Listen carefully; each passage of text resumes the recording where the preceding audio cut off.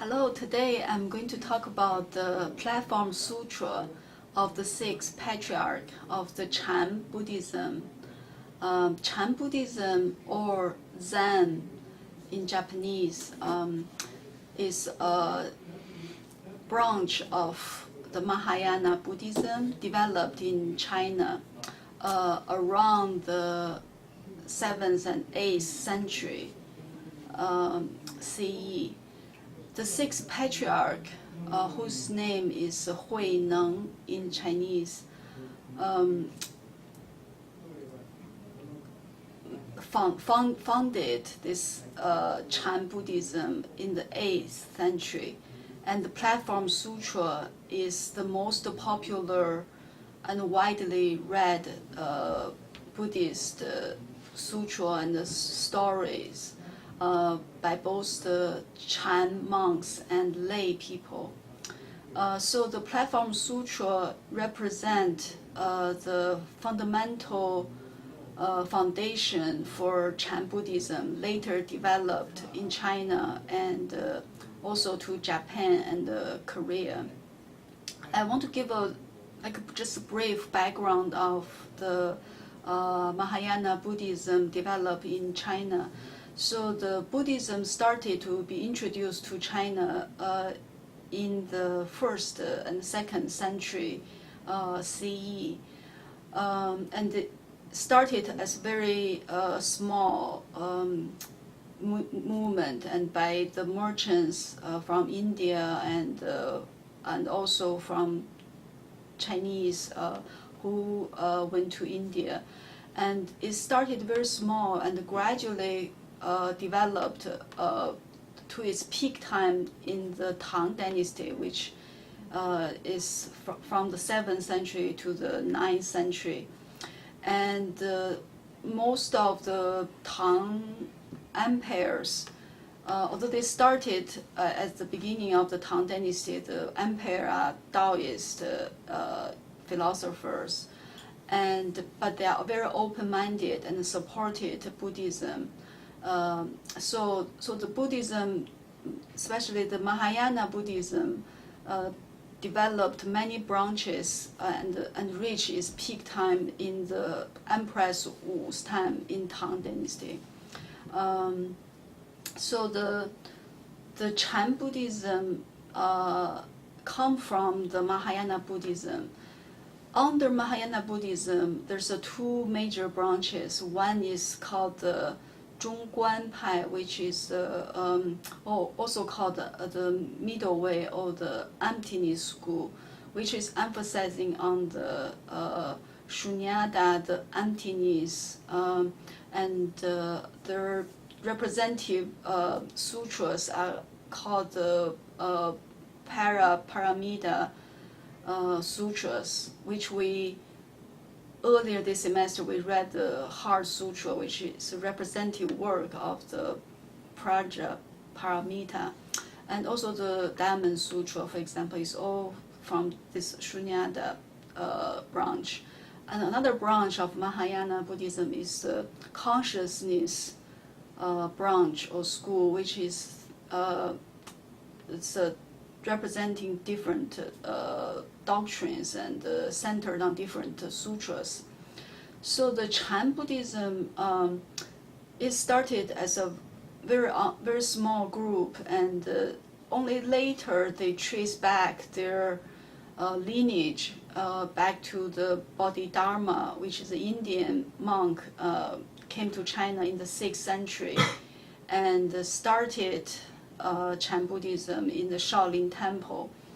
But these are all kind of mysterious, legendary stories of all the previous patriarch of Chan Buddhism. It's not until Huineng, which is later was known as the sixth patriarch, that Chan Buddhism was firmly founded and widely known in China. And the sixth patriarch Huineng, he has many followers, and he was basically mainly based in the south of China. So his school is also called the Southern School of Chan Buddhism. And then there's also Northern School of Chan Buddhism. And later, the Southern School, also called the Southern Enlightenment School. Then versus the Northern School is called the Gradual Enlightenment School. So these two branches is developed. Eventually, the Southern School become the dominant school because of the Platform Sutra. And after Huineng, the lineage break into 5 branches, and then supply to Japan and Korea.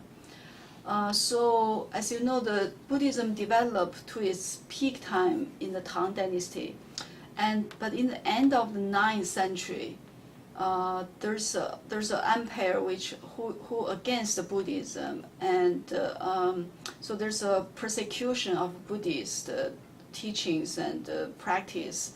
So after the persecution end of the 9th century, it's a very short period of time, but many of the previous Mahayana Buddhist branches schools was declined and is eventually died out. But there's 2 major schools survived. One is the Chan Buddhism, the other one is the Pure Land Buddhism in China. So up to today, the Chan Buddhism and the Pure Land Buddhism are still the most popular Mahayana Buddhist schools in China. So although Buddhism in China, both Confucius scholars and the Taoist scholars and Taoism monks constantly attacked Buddhism. However, the Buddhism and Confucius and the Taoist way of thinking and the philosophies, they become the 3 major impacts of Chinese civilization and culture. So when we talk about the 3 major worldviews which influence the Chinese culture the most and the most lasting impact in Chinese culture and civilization, so we always say these 3 schools, the Confucius, Taoist, and the Buddhist schools. So these are the 3 major schools in Chinese philosophy and thoughts. So now I'm going to just introduce the Platform Sutra. So this Platform Sutra started with a dramatic story of autobiography of Huineng, the 6th patriarch. And so he started as a very humble layman of Buddhists. He was an orphan, and his father died very early, and his mother brought him up, and he was a woodcutter, and he has never been educated. He's an illiterate person, and so one day he was deliver some woods, some fire blocks to a hotel, and then he heard someone reciting the Diamond Sutra. So upon hearing it, he got a sudden awakening, and then he asked this person who he got, what's this sutra about, and the person told him that he got this sutra from Hongren, which later was known as the 5th patriarch of Chan Buddhism. And then Huineng went to the temple of Hongren in north of his hometown, and because he was a layman and he doesn't read anything, so the first encounter with in the monastery was very interesting. The Hongren, the 6th patriarch, already feel he's someone special, but still he told him, you should go to the kitchen and do some errands in the kitchen only.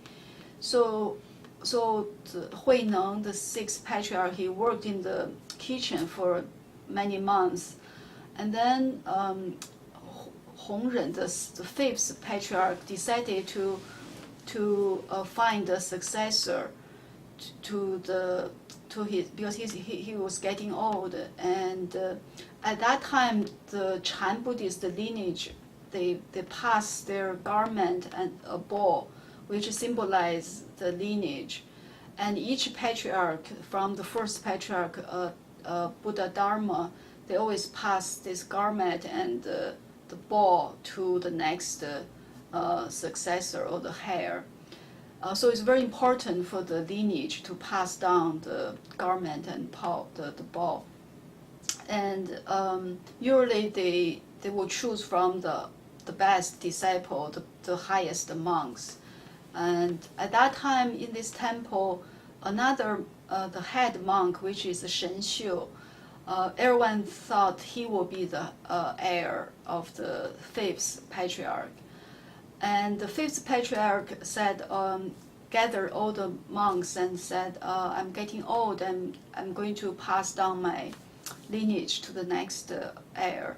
And each of you should make a poem to show your current mind, your mind. And then I will choose from the poems. So everyone went back to think about, meditate, and then Shen Xiu, one night Shen Xiu secretly came out of his room and wrote a poem on the wall of the temple. And the poem, the stanza has 4 sentences, and it's read like, the body is like the body tree, the mind is like the bright mirror, constantly polished and clean the mirror, so there's no dust collected on the mirror. So after he wrote this, he went back because he's not sure if he's enlightened. For the Chan Buddhism, to realize the true nature, or to realize the Buddha nature, have to be recognized by the master, by the enlightened master. So the next day, the fifth patriarch saw these poems by Shen Xiu, and he said, this is a pretty good poem. Yeah, it shows some degree of knowledge, of knowing the nature of the mind, but it's not enough, something like that. Yeah, and then in the evening, the Huineng, who were working in the kitchen, heard about this poem, because he was illiterate, so he couldn't write or read. So he asked another monk to respond Shen Xiu's poem in the evening. Also, he wrote this poem on the next to the first poem, and the poem read like this: the body has no tree, and the bright mirror has no stand. There was nothing from the beginning. How can it collect any dust? After that, the sixth patriarch recognized immediately that the second poem is the one who saw the true nature, or the Buddha nature, or the second poem representing the state of mind which was enlightened. But he cannot announce to the public because he worried people will become jealous and harm the next heir. So he secretly told Huineng to come to his bedroom in the evening, and then he passed his lineage to Huineng by teach Huineng the Diamond Sutra, and then he told Huineng run away immediately. So Huineng, after he received the garment and the ball, he ran away from the temple all the way to the south. And it takes about maybe 20 years. He hide himself in the south, in Canton province, today's Canton province. And then eventually he came out and claimed he was the heir of the Chan Buddhism. And later he was the sixth patriarch. So this platform sutra is all about the biography of Huineng and also the teachings of him later after he was recognized as the sixth patriarch. And the essence of the Chan Buddhism is that everyone already have the Buddha nature inherent in us. And we only need to do is to realize, to discover the nature, the self-nature, the 自性. And one important method is through meditation. So sitting meditation is a way to realize the nature mind or the Buddha nature of the person. And there's many different methods for meditation, from Hinayana Buddhism to Mahayana Buddhism to Chan Buddhism. They're not the same or identical. So there's different methods. But the most important for the Chan Buddhism, later represented by the Southern school, is the sudden enlightenment, which is in one instant of thought. If you realize something, and then your consciousness completely changed, and you have a new viewpoint of the world. So that's the Chan Buddhism main teaching is to discover, to realize the self nature. And Chan Buddhism later passed to Japan and also Korea and become a very influential way of thinking in China and East Asia, and it influenced the arts, the way of life, and to many lay people actually, not just the monastic monks. So we will discuss more in class about the details of the text, and I hope you all enjoy the stories of Huineng. Thank you.